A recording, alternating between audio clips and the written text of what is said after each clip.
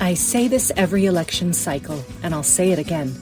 The 2024 political field was intense, so don't get left behind in 2025.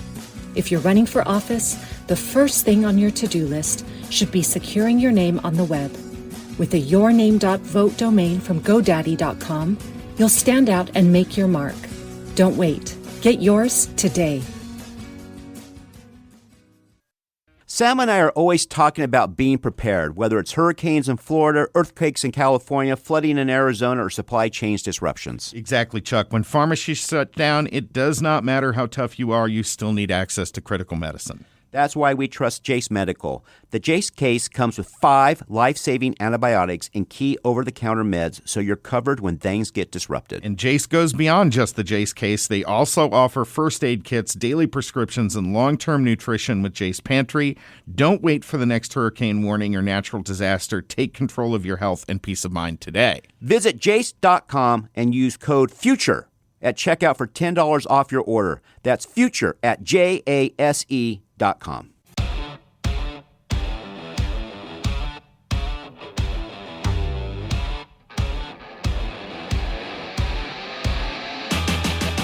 Welcome to a new episode of Breaking Battlegrounds. I'm your host, Chuck Warren, with Sam Stone. Today we have a fan favorite of our show, Ken LaCourte, former Fox News executive, and he has his own show, which I suggest everybody jump on YouTube and subscribe. It's Elephants in the Room. Ken, welcome to the show. Thank you so much for being here again. So how is the YouTube business going? I love your videos. It's actually going very well.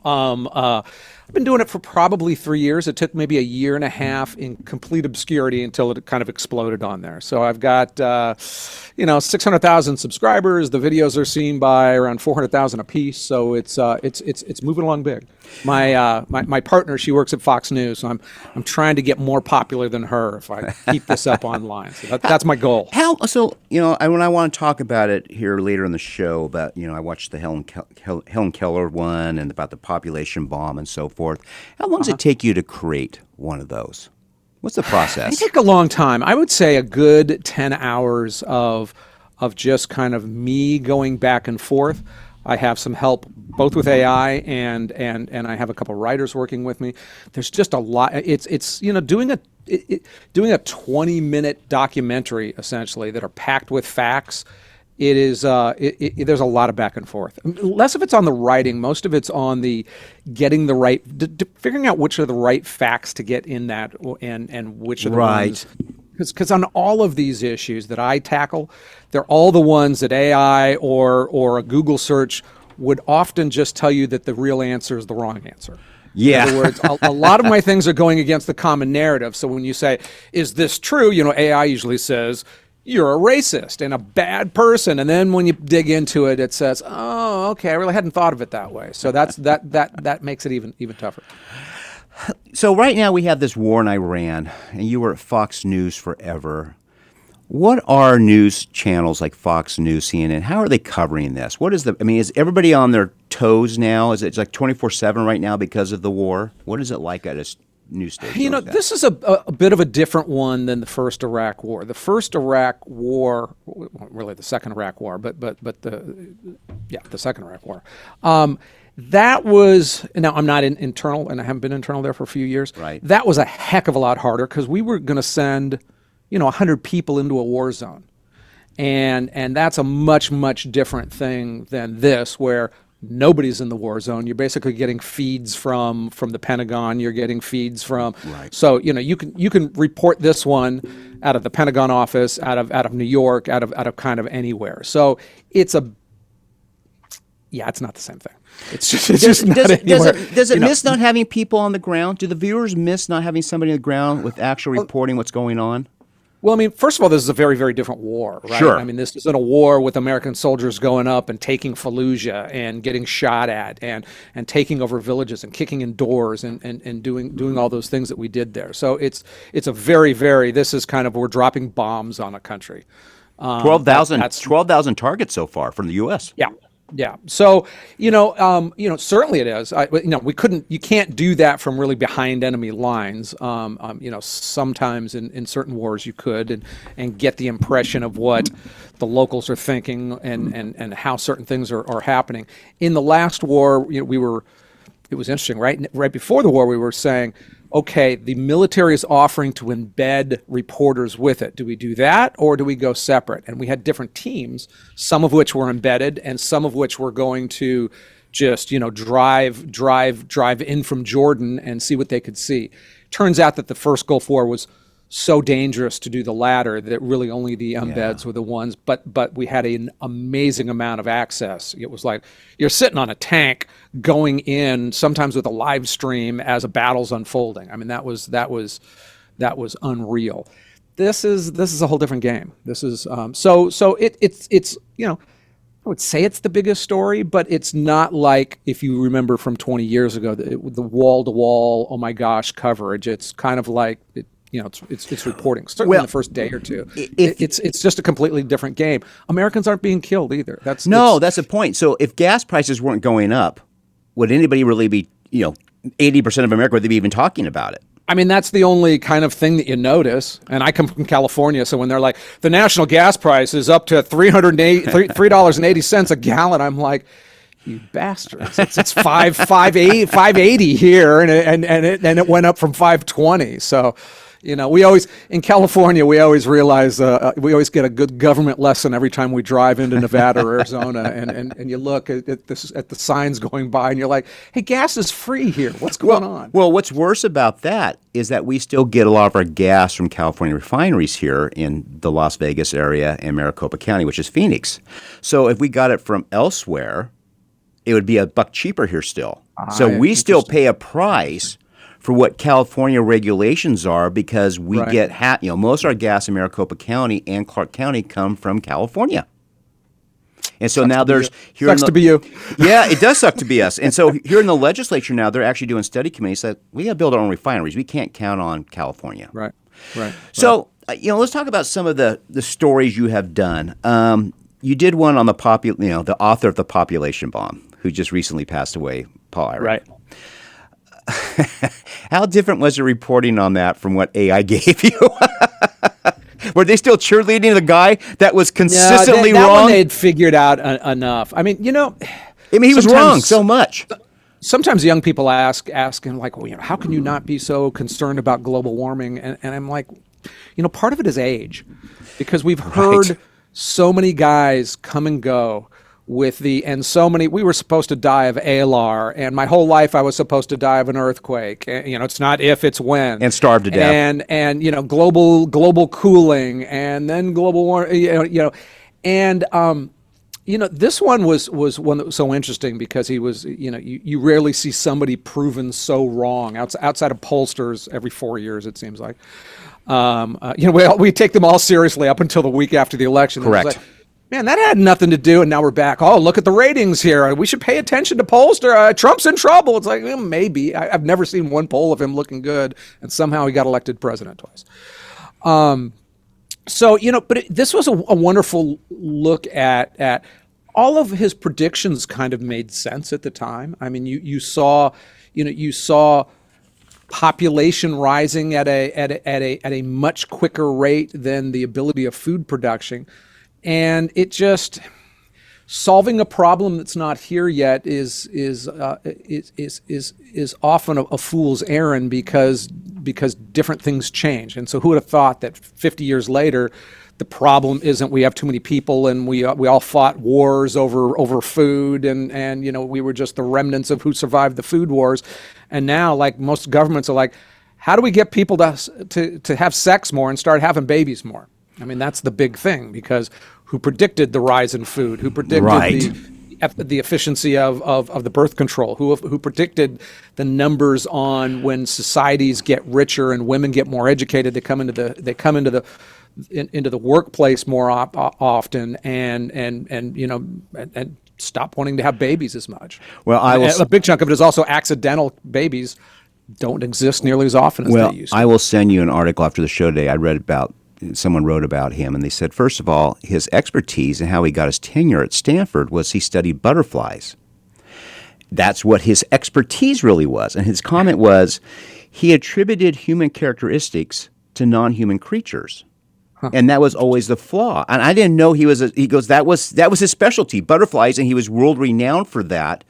And then he went and extrapolated that, how butterflies work, versus the human mind. And he goes, that was never going to work. Yeah, and I didn't know that. Yeah, so what I did know though is that he had a good enough message that Johnny Carson had him on multiple times. 22 times.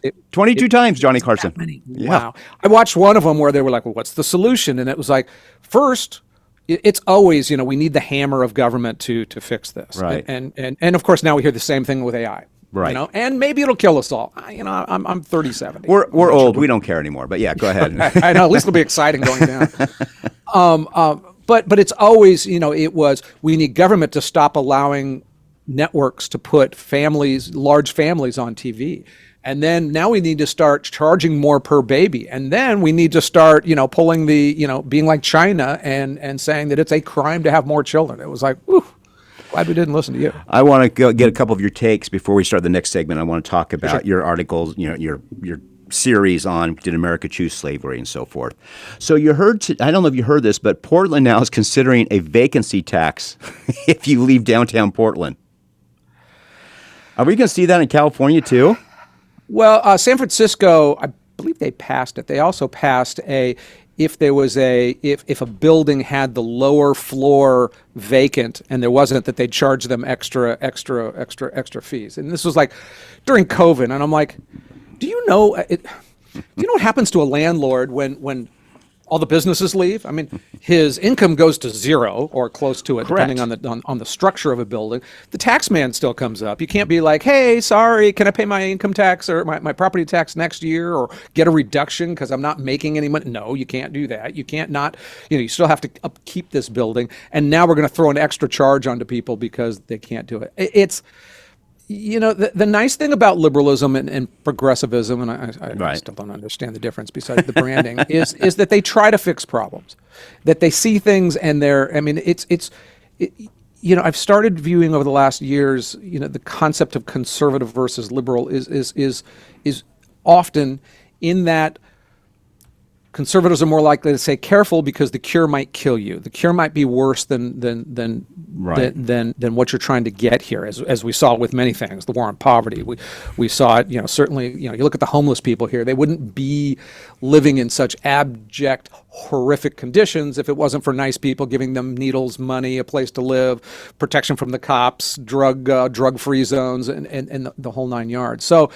Yeah, and then when it doesn't work, instead of them going back to the fundamental, like what did we do to screw up this area, they try to slap another easy fix onto it, which of course exacerbates the problem. And fortunate for you guys, and hopefully your housing market will continue to show this. People vote with their feet.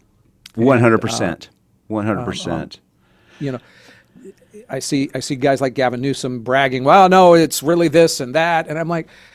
He was saying that, percentage-wise, more people this and that, Florida or whatnot. And I'm thinking, like, there shouldn't be 4 people in California who want to move to Florida unless their mom's getting old there. I mean, 100%. I mean, that's outside of the political structure. Well, but that's why that's a perfect point. I mean, you've got one of the most beautiful places in the world. No one should be wanting to live it. Yeah. I mean, that's crazy talk, right? Yeah. I mean, I live in San Francisco, and it's out of the control. Gorgeous from the bay to the water. I can get up to hiking. I can be in Tahoe skiing in 3 hours from here, and it's amazing. And we have industry, and they're inventing the world here. And yet I find myself every month, doing a Zillow fantasy dive to say. Or with Ken LaCourte, Elephants in the Room. We'll be right back.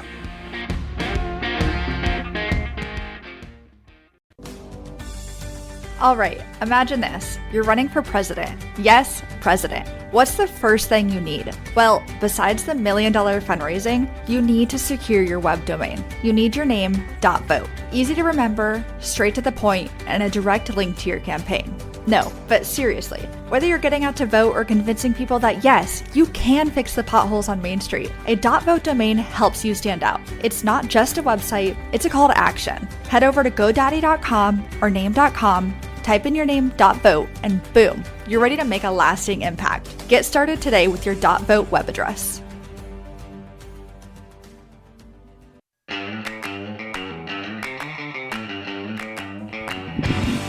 Welcome back to Breaking Battlegrounds. Our second segment, still our guest, Ken LaCourte. He has a show on YouTube called Elephants in the Room. He spent 20 years behind the scenes at Fox News. Always one of our favorite guests. Ken, thanks for joining us today. Great to be here. All right, you did a piece on why did America choose slavery. So what's going to be my clickbait on this to get everybody riled up about the show today? You know, it is the truth is somewhere between. You know, we've all heard the story of, you know, Thomas Jefferson wrote some of the most beautiful words ever about humankind and the nature of government and the concepts of freedom. And, you know, then he went back to Monticello and you know, had slave boys making nails for the family. Right. So we have heard that. We understand that there was. They often understood what they were doing was wrong. They also, a good chunk of them, participated in the whole slavery episode. Part of that, what I did is I don't want to cut them too much slack or 100% of slack because, hey, you're a person of your time, right? I mean, there's certain things that always should have seemed wrong. Although, you know, one thing that I always wonder is what we'll be judged on. That's a great question.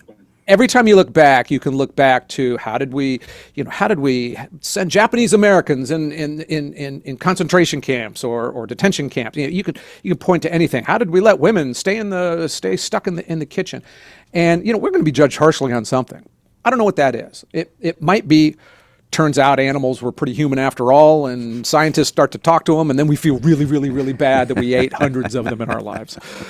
It might be when we drive by and see a mentally screwed up homeless person wallowing in his own liquids on the street, and say, you know, maybe society shouldn't have allowed that to happen, because, you know, sometimes you can't get past the notion. You see a guy, it's like if he had a broken leg, I'd stop traffic and it'd be calling down ambulances. But he's got a broken brain and he's kind of a nut job screaming.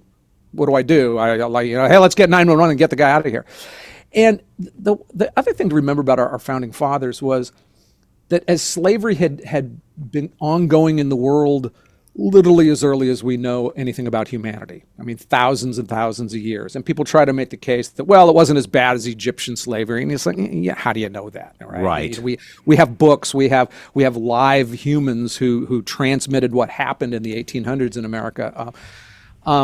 But out of those, you know, tens of thousands, perhaps even longer of slavery, the generation that we're wagging our fingers at, with some amount of appropriateness, is the generation that ended that. Or at least over a few generations, we had slavery throughout all of humanity, and then over X number of years, we didn't. And, you know, and then I got into also just kind of the political deals that they made. There wouldn't have been the United States of America if the North had said, yeah, there's no slavery. We're not allowing that into this. So they had to make compromises on multiple levels. The Three-Fifths Compromise, we won't ban importation of slaves for X years. There were a lot of compromises.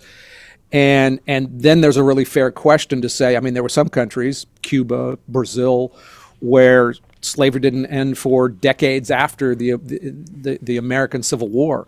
You know, perhaps a unified South without the extra internal pressure of a civil war or that had formed on their own, they might have kept that going through the 1900s. That's another thing to look at. So what I do in these videos is there's never, and it's almost difficult to be interviewed on them sometimes because there's never an easy answer. If there was an easy answer, we wouldn't be talking. Well, no, life's complex, and I love people think it's not complex. Yeah. I mean, relationships are complex. It's very easy to do. Families are complex, right? Right. I think you have to get a mindset to be successful in life that you have to call audibles. Things change. Now, for example, talking about slavery, that we would never have the United States of America unless they reached a compromise. Yeah. I don't think we have people in Washington today can reach a compromise on where to put the next bathroom.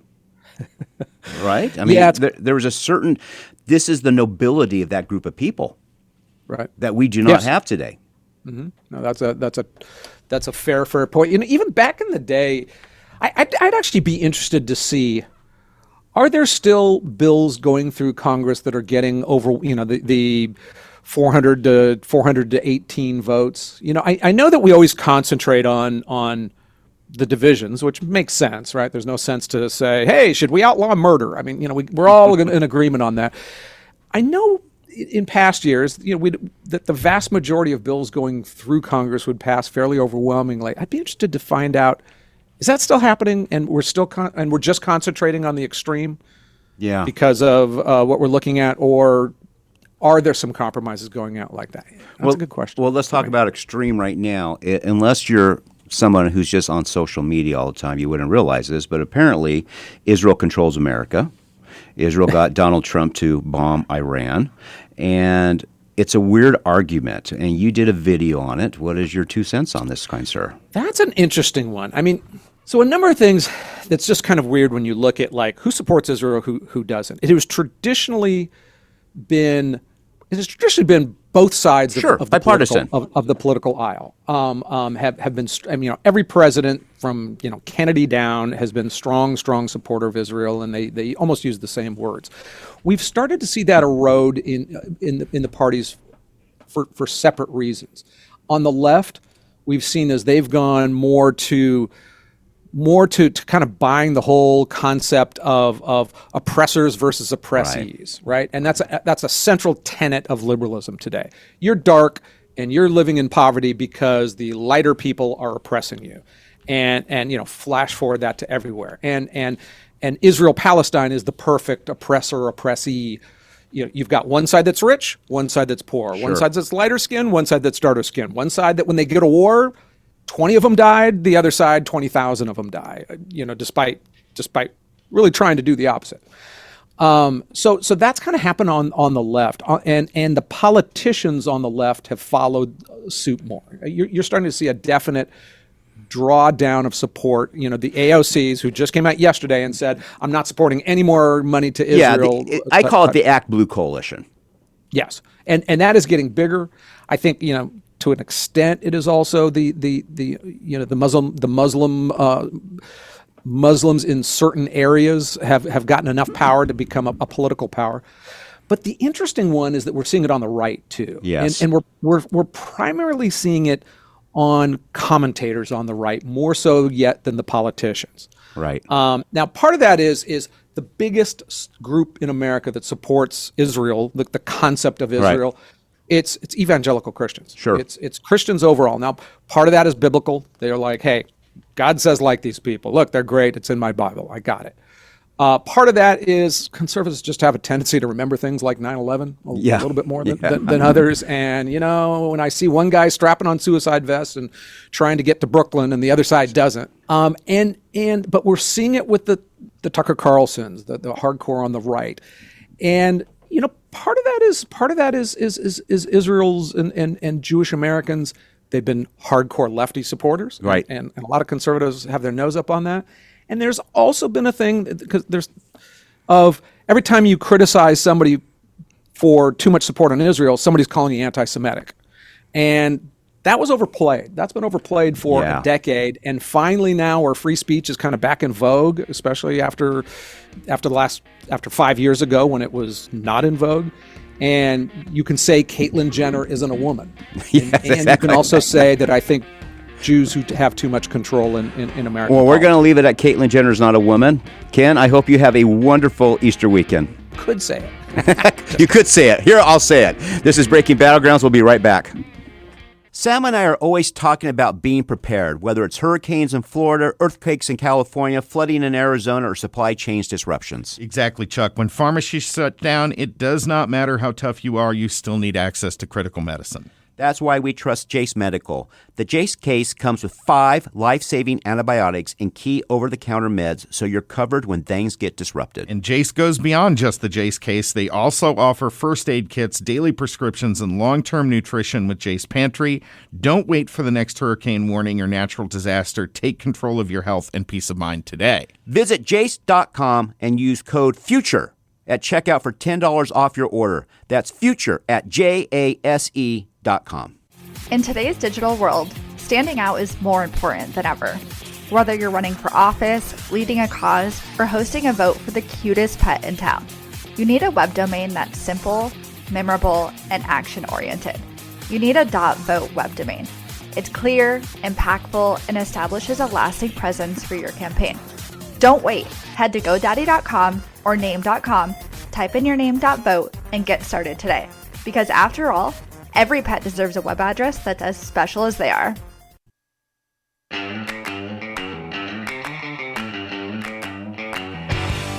Welcome back to Breaking Battlegrounds. Our guest now is Rodney Glassman, Republican, running for Attorney General of the great state of Arizona. Rodney, how are you? Great. Folks, in case you didn't know, Rodney has been an attorney for 2 decades. He is in the U.S. Air Force and the JAGs, and he's a lieutenant colonel, which is a pretty big deal in this world, and he's also a practicing attorney. So what does your bio bring to the office of Attorney General when you're elected? Well, thanks for that question, Chuck. In Arizona, we're one of the 46 states where our Attorney General is elected. And so that means the Attorney General doesn't work for the governor, and the Attorney General doesn't work for the legislature. The Attorney General is supposed to work for The people.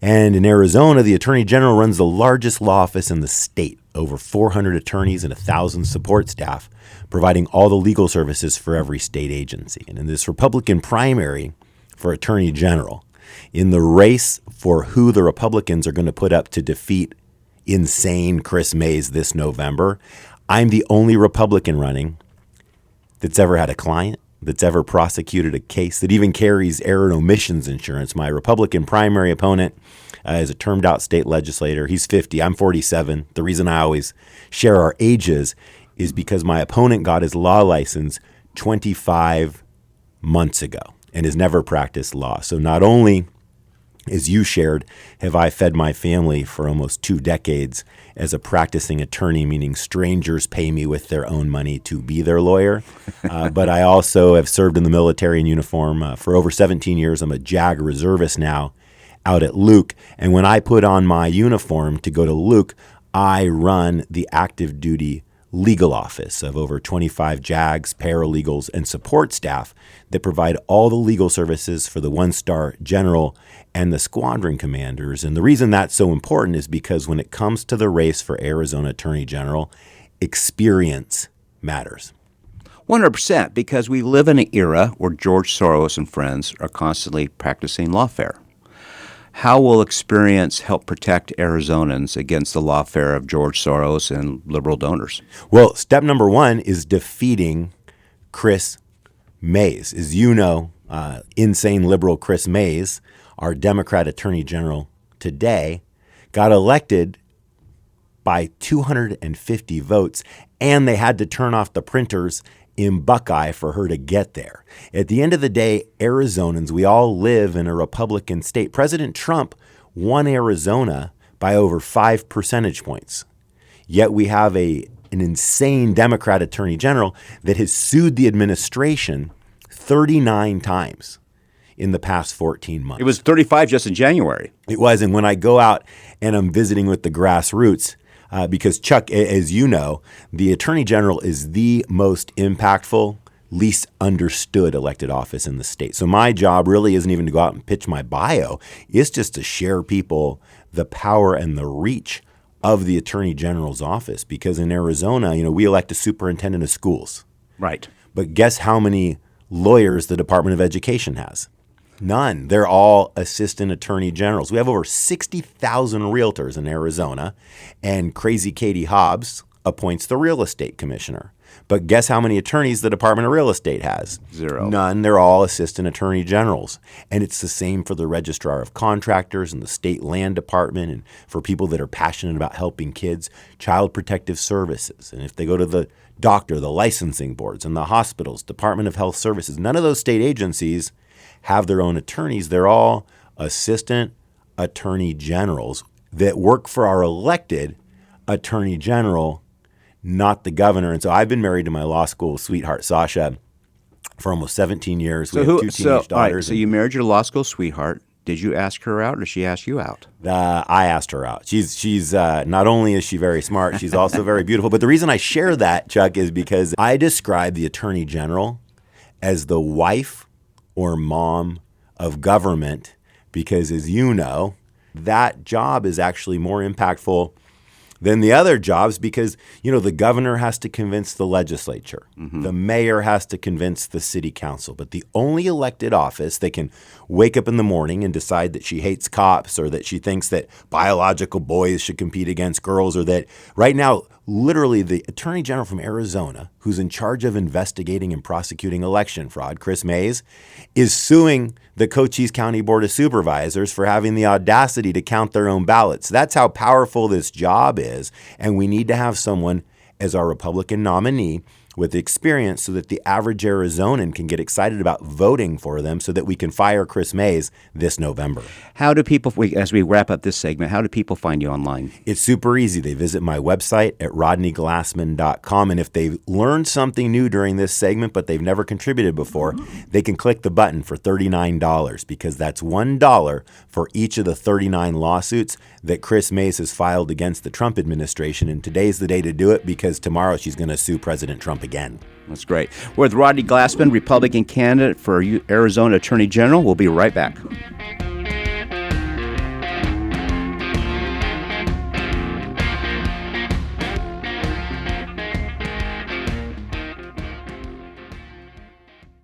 Sam and I are always talking about being prepared, whether it's hurricanes in Florida, earthquakes in California, flooding in Arizona, or supply chain disruptions. Exactly, Chuck. When pharmacies shut down, it does not matter how tough you are, you still need access to critical medicine. That's why we trust Jace Medical. The Jace case comes with 5 life-saving antibiotics and key over-the-counter meds, so you're covered when things get disrupted. And Jace goes beyond just the Jace case. They also offer first aid kits, daily prescriptions, and long-term nutrition with Jace Pantry.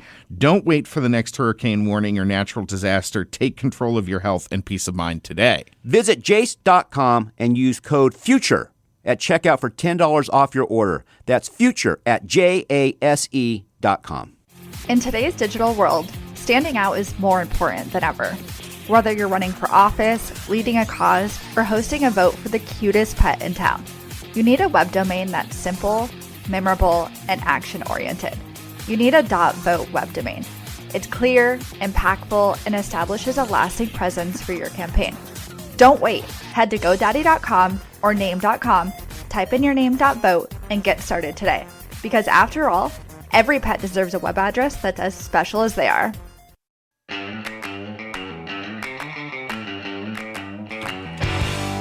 Welcome back to Breaking Battlegrounds. We have with us Rodney Glassman, Republican candidate for Arizona Attorney General. He is a practicing attorney for over 2 decades. He's also in the U.S. Air Force JAG as a lieutenant colonel. You run the office there as a lieutenant colonel, right? I am what's called an IMA reservist. It stands for Individual Mobilized Augmentee. I've been serving for over 17 years. I joined the JAG Corps as a reservist straight out of law school, but for the past 17 years, I've always been assigned to an active duty office. So I did 5 years down at Davis-Monthan Air Force Base, the 355th Fighter Wing, where Martha McSally was with the A-10s, and then I got assigned to Luke up here for 4 years.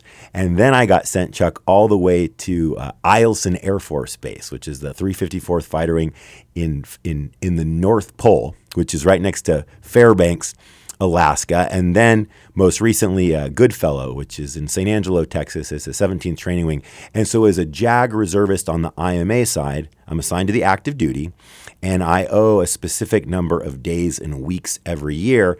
And as a captain, I was prosecuting drug dealers and financial crimes and protecting victims of sexual assault. And now as a lieutenant colonel, when I go out to the base, I backfill for the active duty lieutenant colonel. And so, yes, I run the active duty legal office of over 25 JAGs, paralegals, and support staff. How often did you have to go to Alaska? So depending on the year and depending on COVID, Right. An assignment for 3 to 4 years can be anywhere from 5 to 7 to 9 trips, depending on how far away you are, because you may have to travel for a 4-day air show if people are on TDY and you got to run the office, because the wing commanders at each of the bases expect to have an experienced JAG running the office, providing the legal guidance. And so you touch the whole gamut of law, from environmental to land use to HR. And then you also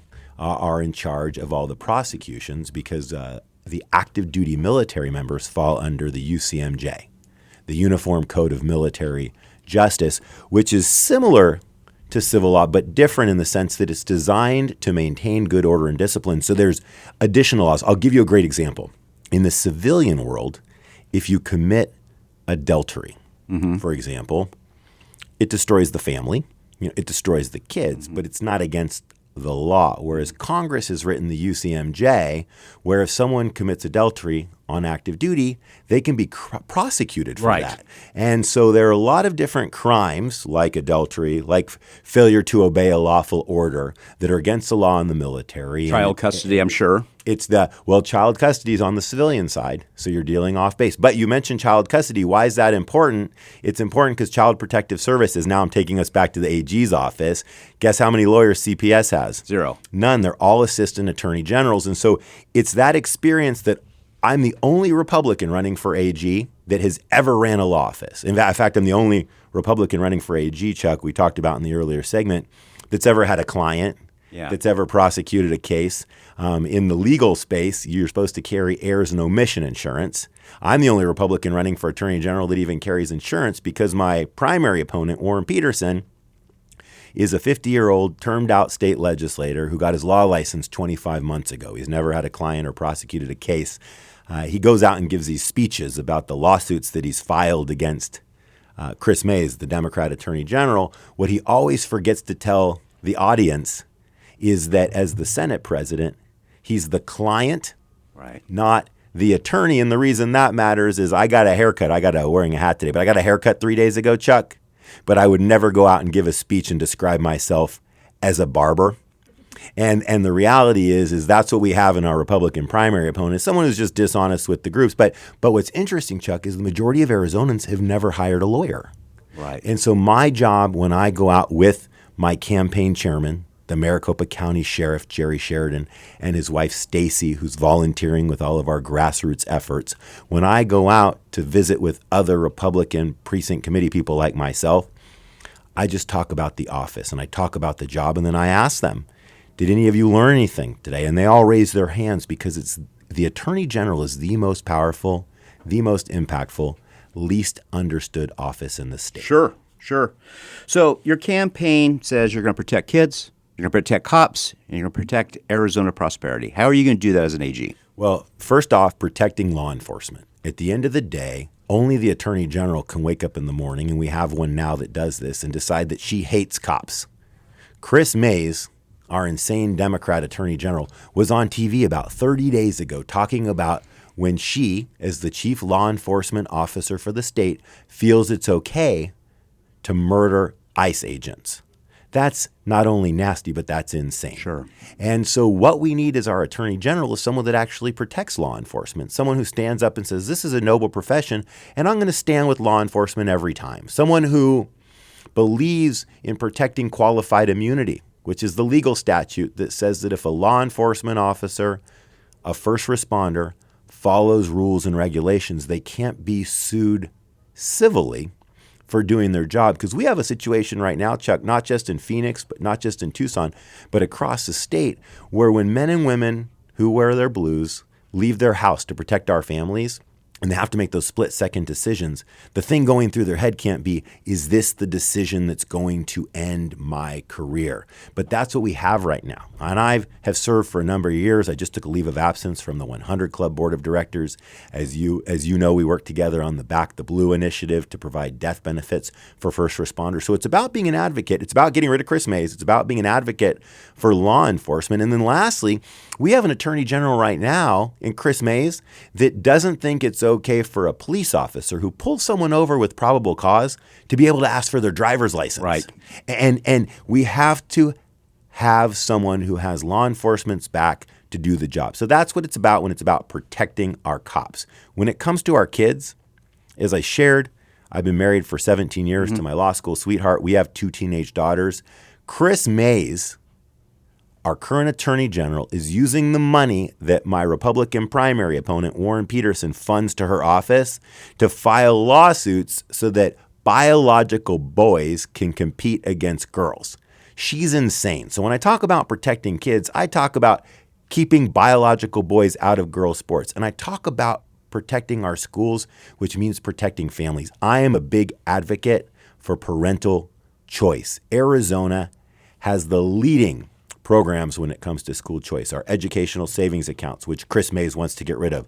Our charter programs, which Chris Mays wants to get rid of. Our family is a school choice family. My wife serves on a charter school board. We're a school choice family, and I want to be an advocate for school choice and explain to the general population and be an advocate and explain that when it comes to school choice, it's about paradigms. The child that starts out in the traditional public school may need to go to a charter school because that's where they're going to best be served. Or they may be a family where there's learning challenges. Arizona's the hub when it comes to programs for autism. And families with autism need to be able to leverage the ESA program to send their kids and to benefit from school choice. So it's about protecting families, but that means, Chuck, it's about having an attorney general that stands up and uses the F word. I'm the only Republican running for attorney general that uses the F word in every speech.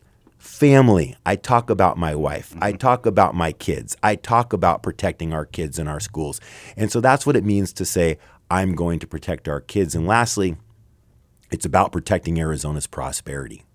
We have an attorney general right now who's suing the Hefty Garbage Bag Company using the Arizona Consumer Fraud Statute. When is she suing the Hefty Bag? She's suing them because they have the word recycling on their box, and she doesn't like it because she wanted to. Chris Mays wanted to raise money from environmentalists across the country. She's suing the 7 largest apartment owners in the state for using an algorithm similar to the one used by U-Haul and the airlines for setting prices because Chris Mays has supporters that don't think that landlords should be able to decide how much they charge their tenants in rent. See, every time that Chris Mays sues somebody, she files a lawsuit, she sends out a press release, and she asks liberals across the country to send her money. And that is what she's doing to attack Arizona's prosperity. So, for example, on Hefty Bags, what will the state spend on her suing them?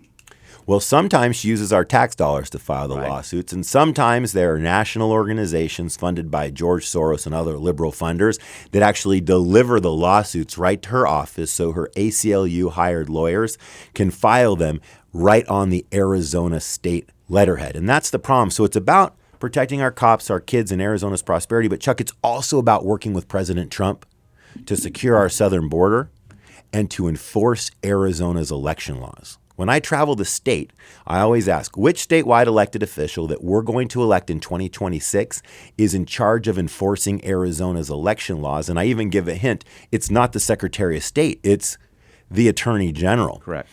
And that's why we need an Attorney General that knows how to prosecute fraud, investigate and prosecute election fraud. And if you nominate a Republican that's never prosecuted jaywalking, which is what you have in my Republican primary opponent, Warren Peterson, we're never going to get rid of Chris Mays. We need to have someone that's willing to do the work and understand how to do the job, which is investigating and prosecuting election fraud. Right now, Chris Mays, instead of enforcing Arizona's election laws, is suing the Cochise County Board of Supervisors in southern Arizona for having the audacity to count their own ballots. And what's That's how it works. And what's her logic to that? We've got a couple of minutes left here. What's her logic to that? The logic is if she files a lawsuit against Cochise County, which is a Republican county, she can then send out a press And release. who defends and Cochise ask- County in that? The Board County of Supervisors Supervisors. have to take their tax dollars. It's no different than what is happening in Maricopa County. Right now, our Maricopa County Sheriff, because of Joe Biden, because of the Democrats at the former Department of Justice, there's a court order right now that's spending millions of dollars for Maricopa County, monitoring the Maricopa County Sheriff's Office, out-of-state consultants spending our tax dollars, and that's the liberal playbook. So we need an attorney general that's going to enforce the laws. We need an attorney general that knows how to enforce the laws and to work with President Trump not only on securing the border, but also on removing the illegals that are already here. Because as you know, Chuck, what happens at the border doesn't stop at the border. Correct. It ends up here in our schools, in our hospitals, in our crime. And that's why having an attorney general and a Republican nominee with experience to fire Chris Mays this November is so important.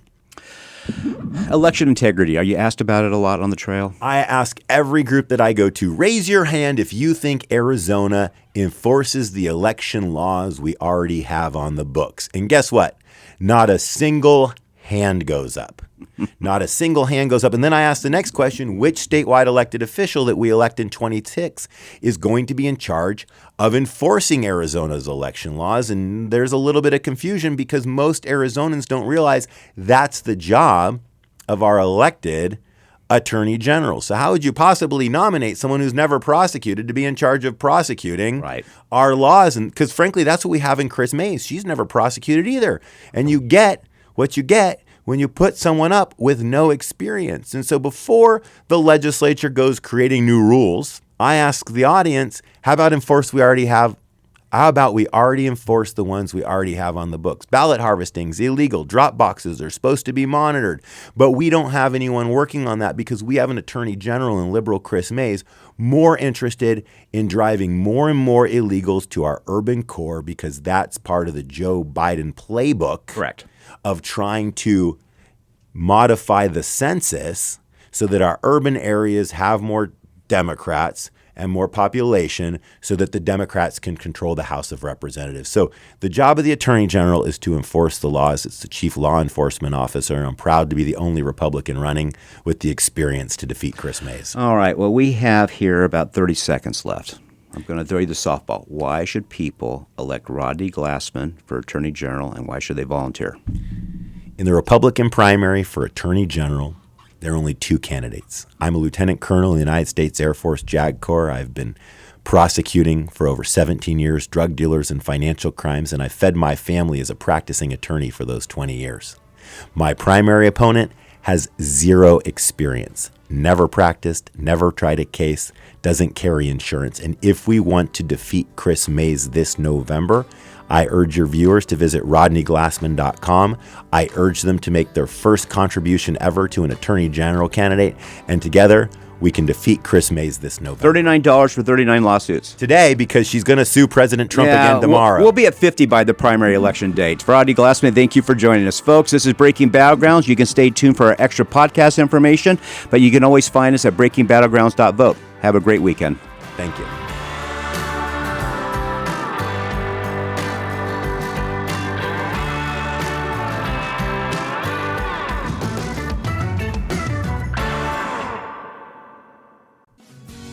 I say this every election cycle, and I'll say it again. The 2024 political field was intense, so don't get left behind in 2025. If you're running for office, the first thing on your to-do list should be securing your name on the web.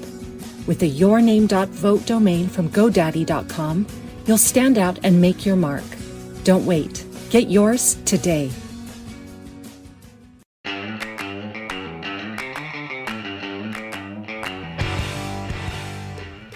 Welcome back to Breaking Battlegrounds. I'm your host, Chuck Warren. We're so excited to have my good friend and guest right now, Ryan Tyson. He is quite an influential pollster in the political world, and he is the president of the Tyson Group. They have a national consulting firm and do national polling experience. Ryan, welcome to the show. Thanks, Chuck. Good to be with you. All right. So Rome is burning, according to many people. What are you finding out from people as you do focus groups and polling? Do they think Rome is burning, or is it just a social media creation? I think it's a little of both. I feel like social media, to your point, I'm glad you brought that up. It's very much ahead of the curve with the algorithms and whatnot on X and ways that you can have information, delivered to your face and your device and at your fingertips that you interact with more than not. It can create sort of a false sense of what's around. I think it's important to note that when you're talking about X usership, less than 10% of the country uses it, quote, a lot, end quote. I don't think it's. So I you don't always think have it's to even that much, Ryan. I think it's like literally people use it daily. It's like 1 or 2%. It's not even I use the word a lot in my surveys because I want that person to describe that. right. I think sometimes when you ask a voter a frequency, they can give you a truthful answer, but it's not an accurate answer. So I use those metrics, but I'm sure you're right if you ask it that way. Yeah. And I would argue this though. I do think that there's a lag with normies. I'll use the term normies, people that Okay. are out there, just normal voters. Clearly a lag, but when gas prices started to go up, they obviously wake up. That is the tell, absolutely. And it's definitely there's time for it to pick up for Republicans and improve, but it will need to soon. If things haven't leveled out by the time we get to the later summer, then obviously we know what history says. But on that note, the thing that I keep going back to, Chuck, and I don't remember if I was on your show in 22, but we saw in our data in a lot of these states that Republicans assumed they would walk off because Biden was so bad, right? 2022, economy not doing well, prices are up, inflation's up, Biden's not doing well. History says that the incumbent party in the White House will suffer all these losses and whatnot. That's what history says. Well, what happened? Well, Biden defied the odds. And Republicans, probably more than anything else, underperformed historical norms. That's how I would describe it. I have a hypothesis, we don't know yet, but what if Democrats underperform historic norms Correct. this cycle? They don't have a message either. Their message is we're not Trump, and I think the American people are getting quickly to a point where that probably is not enough. So to that end, I would say time for it to get fixed. Rome is definitely. I mean, normies aren't as in tune to what is actually happening in markets and things of that nature and whatnot. They've got too many important things to do. Gas prices is the thing that's waking people up. So hopefully those things will correct. But at this point, that's how I see the midterm right now. As you've done your polling, this is something I've been interested in. So as we know, Trump derangement syndrome is real. Oh, yeah. And it's very real on the left. And that energizes their base. But what percentage, let's talk about if Democrats underperform this midterm, what percentage of their base doesn't get all squirrely about Donald Trump that it causes them to do whatever to go vote? What percentage do you think that is on the Democrat side? Or is that even a group anymore? It's probably not even a group anymore. I feel like self-ID Democrats, any surveys you look at, whether they be public data or your own, you get high 80s, low 90s in most instances, nationally low 90s in terms of Democrats that disapprove of the job Trump's doing. It's a strong intensity. They can't stand him. Kamala Harris voters, whatever demographic it is you want to look at in your crosstabs. So I'd say very few, realistically, are in that mold or in that descriptor that you say. Probably single digits is my guess. And I would say that looking at the whole, obviously these are a lot of self-ID, non-party red states. So these people get to identify whatever it is that they are when they feel it at the time. But Trump still is the number one animator for the Democrat base, which is why the Democrats that are vying for the nomination in 28 or ones that are running right now, that's their fundraising pitch. That's everything it is that they say at the door or whatever else in their media messaging. But I don't think that they'll do much else. And that's a trap I think you're getting at. That's a trap for them. They need to come up with something more other than that. And I don't know that they've done that. Well, let me ask you this. To do and not fall for that trap, you have to have an agenda that resonates with people. Yeah. So as you have polled, what actual policy objectives could they promote that make people be inclined to vote for Democrat? Take away pro-choice, take away, LBGT issue. What are the issues that will help America that they actually believe in that will help them win an election. Well, that's easy. That's easy. They're going to say affordability, and they're going to say gas prices, energy prices, and whatever. They'll just say the one word, affordability, and we're going to make it different. They'll say that. But what I would echo to that is we did that as a party in 24 and starting to lose credibility on those grounds. So the question you have to ask yourself is there's a difference between the message that tests best and the ones that's most credible. So what I'm getting at is I don't know that they're going to have a credible message on that. They're going to say it, but I don't think they're found as credible. And that's what's scarier where we're at in our country right now, is because I'm starting to really detect the signs that a good chunk of Americans are like, neither one of these parties can get the problems fixed in this country that need fixing. And I wonder if you're going to see evidence of that this midterm. Do you think this time is ripe that you could, for the first time, really, maybe after Ross Perot, we really could have an independent step up, have some money, and really make this an interesting cycle in 28? Yeah, you could. I mean, you and I, more than anybody, what it takes to qualify for ballot for non-major party candidates is ridiculously hard. It is a very, very Herculean. It's a heavy task, heavy lift to get that done. And this is the first time that if there was somebody out there that was populist enough, known enough, had enough name ID enough, you're starting to see, a situation or the right atmospherics come up where that person could be viable. But I don't think we're there yet. Yeah. I don't know. And again, I still think ballot access. And then let's also be clear, it's the media gatekeeper. Does the media give that person the ability to get through? Does the media allow them through? The system is set up for the major parties. That's just what it is. So that's why it's like, I think there's two answers here. Is the atmospheric increasingly right? Yes. But is the system set up to allow it to happen? No. Yeah, no, that's a good point.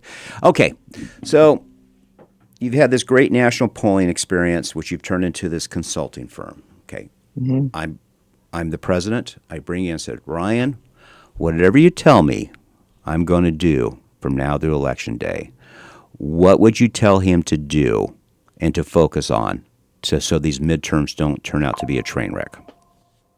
I don't know that I have an answer for federal candidates right now, to be honest. I do state. Do Florida. Yeah, okay. But for state candidates, it's got to be quality of life. It's like, for example, the state of Florida, which is where I live, property taxes are a big, big, big concern for people. It's an archaic system. It's been in place for a long time, and as the state has grown, there's been great inequity that's been built into it. So focus on things like that. Obviously, the state of Texas is doing something about it because they even have this problem as well. I think this is a Sunbelt state problem. Wouldn't you agree, Chuck? I mean, that's where the growth is happening. Yes. So it stands to reason. Try to fight the affordability battle on the local level that you can actually do something about, because we all know, normies may not appreciate this, but we all know that the affordability crisis is driven primarily by Congress's spending and debt, right? That's right. Primarily kind of where this all comes from in a nutshell. So it's incumbent upon you, as politics are so nationalized, and they are. We used to say they were local. They're not anymore. They're nationalized. Right. It's going to be really hard to break through that, especially on a problem that is arguably nothing that local governments or states have anything to do with. So you've got to do whatever it is you can to connect with people on something that they want, they could see fixed. And that's why I think that, if you're a Sunbelt state, if you got one of those property tax systems very similar as a lot of our large states on the Sunbelt have, fix it. This is the cycle to do it. Cut the budgets, do what needs to be done, show working families, show everyday, residents of the state, you're hearing them, you're doing whatever it is you can to alleviate the burden. Yeah, no, I mean, it's unbelievable. I mean, I get asked all the time, about property taxes from various people. I mean, just what I pay annually would almost work out to be what a mortgage payment was. Yeah. 20 years ago, and my house is paid off. Yeah. I mean, it's crazy. Ron DeSantis uses the phrase, what is he? I think he says you're paying rent to the government. Well, he's right. So he's right. Okay. What do you think Congress should be focusing on? I mean, they seem to not, I don't know what they do, and I don't think a lot of people know what they do, and I'm not sure they know what they do. What do you think Congress should be focusing on legislatively from now through the election that's going to make a difference for people, and people will see it? They'll give them credit for it. I think you have to do what you said you were going to do on your campaign mailers. It's really that simple. Live up to your word. Promises made, promises kept. I don't understand how it's any more complicated than that. I mean, you cannot say that you're going to fight to fix affordability and vote to continue to make affordability a bad thing, a hard thing. I mean, these are very simple things. It's with every vote and every dollar that the government prints and or borrows that we're having this problem. And I think that's what you have to do up north is they've got to start doing what they said in their mail pieces they were going to do. I don't mean that as critiquing. I wish it was rocket science, Chuck. I wish it was something we could say, oh, it's this grand thing. And that's both parties are having that problem right now. Both of them are. Yes, they are. And it's a if you think about, if you really appreciate the national election in 24, you can see, and you and I have talked about this offline, there's things that are happening in the country right now that I'd say, round numbers, anywhere between 5 to 7% of the president's national vote, nationally, they really cared about some nuanced things. And in a close election, you peel away that kind of vote, that not saying they vote for Dems, they just don't show. Those are election shifters. Yes. But these people, they're, and affordability is a thing. What big split in the party these days is foreign wars and things of that nature. That's going to have a real problem in the Republican vote coalition in 2000 in these upcoming midterms, because there's and I would argue this, Chuck, if I'm seeing anything in data these days, more and more, I think there's an age divide in the country that's becoming more salient. And the issues that the younger cohort of voters, I'm going to say for simple math, under the age of 45, I would argue that they cross ideology. They cross party affiliation. The things that the younger people care about, it almost unifies them. Their problem is they don't turn out in heavy enough numbers to actually influence elections, especially primaries. It's an interesting comment. We had Ken LaCourte on before you, and Ken used to be a Fox News executive for 20 years. And we were talking about, Ulrich, or whatever his name was, who just died, who wrote the Population Bomb book. And he said, us older people don't worry about it because we've heard all these doomsday predictions forever, and they didn't turn out to be true. But the young people are just getting into doomsday predictions, and they haven't turned out true or false yet. And I think that's really truly the generation divide you're talking about. By the way, I was laughing at you because you're a proper Southern gentleman. You talked about the folks up north, which is folks Washington D.C. That's right. Yes, sir. I apologize. That's my colloquialism. One thing you probably don't know this answer, but this is something I think about a lot. I think there's two things I want to end one. I think how they've handled the Epstein thing has been bad for Trump.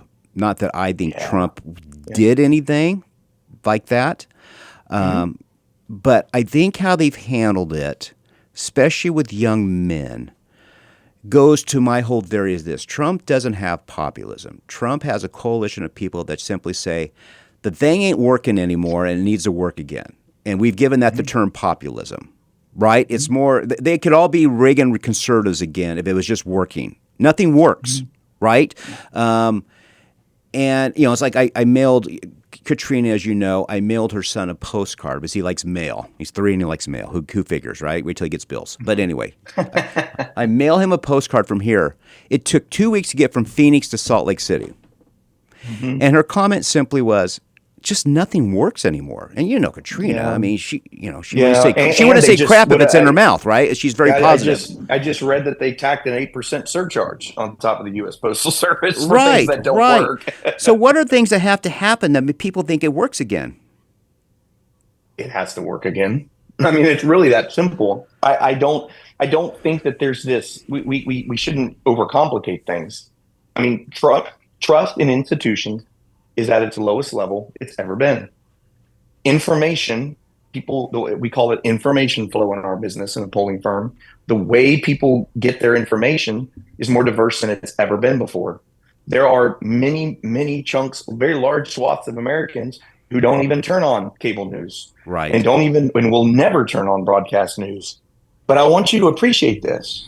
These are people who will sit through a 2 or 3 hour podcast uninterrupted, and they'll never listen to a what's the typical cable news hit? A minute and a half, 2 minutes? Correct. Think about that. Yeah. So I think everybody should be really cautious about the segment of the electorate that has the patience to listen to a conversation like that for a length where there's nowhere to hide.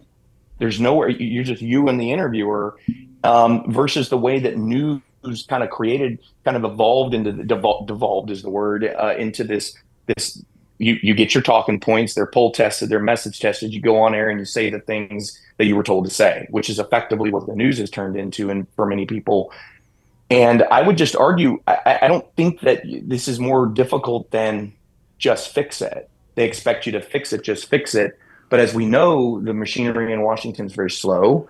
Everything moves at a snail's pace until it doesn't. And I'm very, very nervous about where we're at right now, because this is no longer just focused on one party. There's ire at both. Yes, and anger. It's going to take time. It's going to take some time still this year to really see how this lands. The Republicans seem to have a lot more money than the Democrats. The Democrat base seems to have a lot more enthusiasm to turn out. We will see how macro factors in and not just the world, but in the U.S. economy, play out over the coming months, because then we'll start to see if the picture for the midterms become more clear. But it really is time. It really is time for the leadership in Washington, the Congress, to actually start fulfilling the promises they make in their campaign mailers, because I think that's what I'm picking up on the ground. People are just tired of hearing it and nothing gets done. Yeah, and I hear that consistently too. It goes back to just the old saying, promises made, promises kept. Ryan Tyson, thank you so much. How do people follow you? I'm on all things. The Tyson Group's online, Ryan Tyson on X. I don't, unfortunately, due to a lot of the clients that I work for, I don't really put a lot of my own personal opinions out on the internet. Sure. So unfortunately, I don't put a lot of pithy comments out and whatnot. But always happy to be on a show like yours and share some thoughts. Thanks, buddy. Talk to you soon. This is Breaking Battlegrounds. We'll be right back.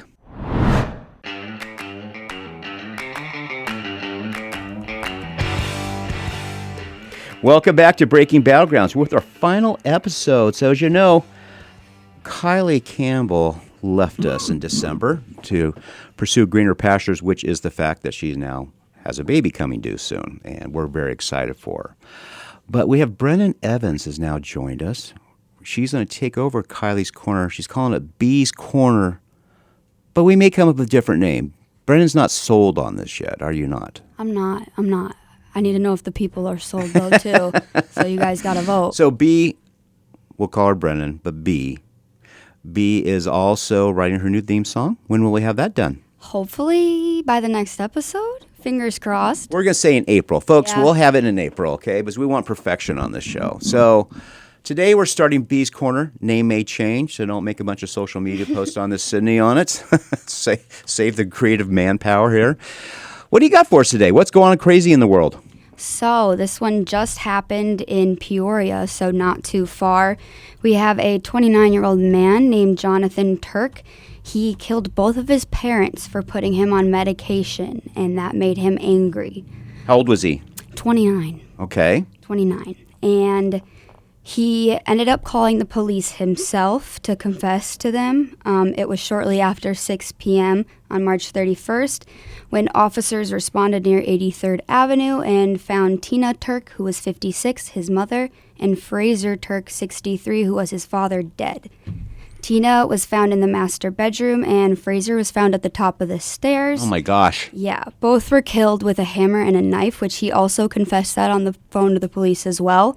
And he let them know he will be waiting outside on the stairs with some waters for the police when they come. So did he call the police immediately after he committed the murders? Yeah. And so what is the defense? Is the defense that the medication made him loony, made him, out of control? What is the defense? I think he needed the medication, and he didn't want the medication, but he needed it, and just went crazy without it. What state did this happen in again? Arizona, right up in Peoria. Oh, my goodness. Yeah, and I guess a bunch of the neighbors were saying, too, none of them wanted to give actual statements. Sure. But I guess they were telling the police that he made a lot of people just uncomfortable. The parents had already made some reports about issues with him, and it was not taken as seriously as it should have been. and ended up resulting in that. But my biggest question is, what meds was he supposed to take? And is he on them now? Well, it could be schizophrenic. It could be bipolar. It could be depression. I mean, there's so many meds out there now. And what was the reason again for the parents not wanting to give him the meds? No, they did give him the meds. That's why they died. He just didn't want to take them. Yeah, he was just mad about taking them. If you've dealt with people who deal with depression or various other mental ailments, I have found that there comes a point they don't want to take the meds anymore because they say it makes them feel lethargic, or a host of reasons. Yeah, like I guess in this situation too, especially with kind of what it seems like he has going on mentally, it seems like it was one of those situations where those meds make him feel like not himself at all. Especially with like the schizophrenic and that type of situation. It brings up again, we've had this a couple times, talk about it. Boy, being a cop, you really have to have some wisdom in the decisions they make. You hear this a lot in assault cases, abuse cases. There's not quite enough evidence. I think as we were talking with Ryan Tyson earlier about the Epstein files, part of the problem with the Epstein files, which people don't want to understand, it's not that they can't, they don't want to understand it, is we have a legal system, which we should all be grateful for, that there have to be a preponderance of evidence that you're guilty of this. It can't be because Bob said something about Tom or Steve said something about Robert, right? You have to have actual evidence to take something, get him to trial, and then convict him because it's, it has to be a unanimous jury and all those fun things, right? So, but again, I'm sure the police department will come under more scrutiny now because of this as well. Oh, yeah, definitely. And I mean, they ended up getting all the evidence and stuff they needed because he threw himself under the rug. But still, I mean, at a different mental state, he could have not given them any information and they would have been going into it blind and just been hearing neighbor complaints and not from direct source. Okay, well, Bee's Corner, there you have it. Some news from Arizona. Anything else that you find for us this week? No, nothing yet. I'm going to keep looking, though.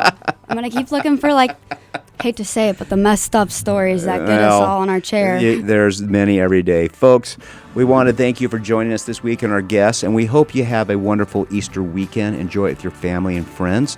On behalf of myself, Sam Stone, Bee's Corner, this is Chuck Warren, and you can follow us at BreakingBattlegrounds.vote or wherever you find your podcasts. Have a great weekend.